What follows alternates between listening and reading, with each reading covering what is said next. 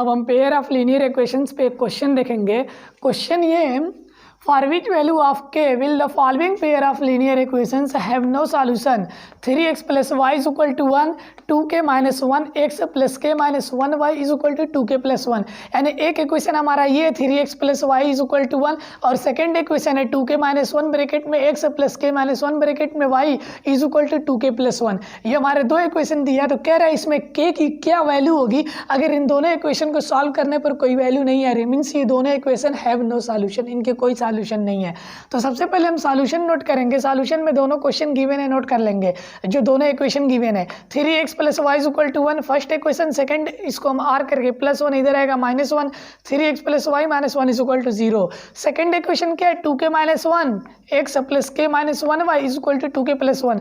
और हम इसको इधर ट्रांसफर कर लेंगे 2k - 1 x + k - 1 y - 2k + 1 = 0। दो इक्वेशन है। अब यहाँ पे कह रहा है a1 और b1 c1 की हम सब वैल्यू नोट कर लेंगे, a2 b2 c2 की।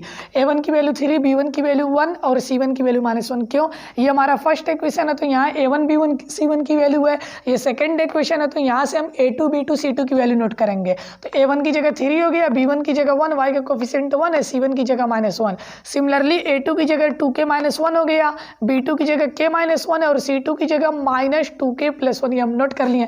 बट कंडीशन क्या गिवन है क्वेश्चन में? कंडीशन ये गिवन है कि because given equations have no solution. No solution का मतलब दोनों इक्वेशन का जब हम ग्राफ बनाएंगे तो दोनों एक दूसरे को कट नहीं करेंगे। सॉल्यूशन कहाँ मिलता है हमारा?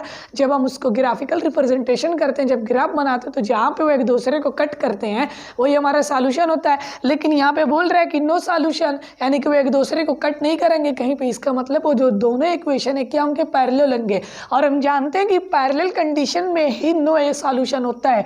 और पैरेलल की क्या कंडीशन होती है? किसी भी दो इक्वेशन को पैरेलल होने के लिए, दो लाइंस को पैरेलल होने के लिए या उसको नो सॉल्यूशन होने के लिए सेम ही चीज़ है तो उनकी कंडीशन होती है a1/a2 = b1/b2 ≠ c1/c2। इसीलिए यहाँ लिखा गया because given equations have no solution, means parallel है तो सो a1/a2 = b1/b2 ≠ c1/c2। ये पैरेलल या नो सॉल्यूशन की कंडीशन है ये।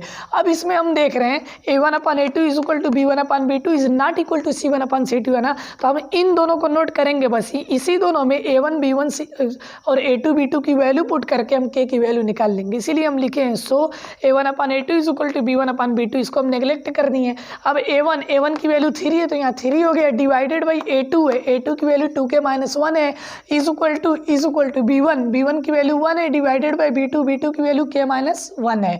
तो b1 की वैल्यू 1 थी और b2 की वैल्यू k - 1 हो गया।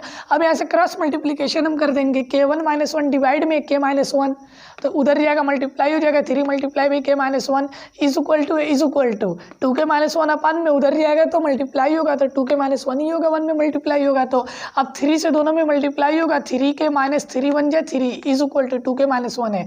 अब हम क्या करेंगे, k वाले को एक तरफ कर लेंगे और 1 वाले को जो नंबर है कांस्टेंट उसको एक तरफ कर लेंगे। तो ये 2k प्लस में इधर आएगा माइनस हो जाएगा, 3k - 2k is equal to -1 है -1, या -3 इधर आएगा +3 हो जाएगा। तो 3k में से 2k हम माइनस करेंगे तो k बचेगा और 3 में से 1 माइनस होगा 2, जो हमारा आंसर है। अब यहाँ पे हमें एक चीज़ ये ध्यान देना है, जब भी इस तरह का क्वेश्चन है, नो सॉल्यूशन हो गया या मेनी इन्फिनिटली मेनी सॉल्यूशन है उसके, या ओनली 1 पॉइंट यानी कि यूनिक सॉल्यूशन है, तो हमें कंडीशन पता होनी चाहिए कि जैसे ये नो सॉल्यूशन की कंडीशन है उसी तरह यूनिक सॉल्यूशन की क्या कंडीशन होती है, मेनी सॉल्यूशन की क्या कंडीशन होती है, तब हम क्वेश्चन को सॉल्व कर पाएंगे।